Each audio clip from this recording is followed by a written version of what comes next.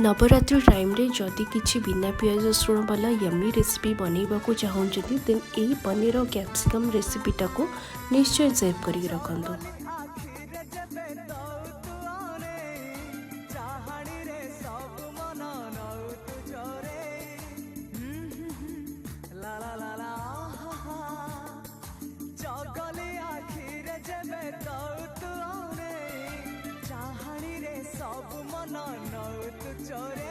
श्रावण हे भीतर तुम श्रावणी श्रावण हे भीतर तुम श्रावणी कई फूल रंग तोर मुह चांदनी तो परी झियाटिए केबे देखिनी।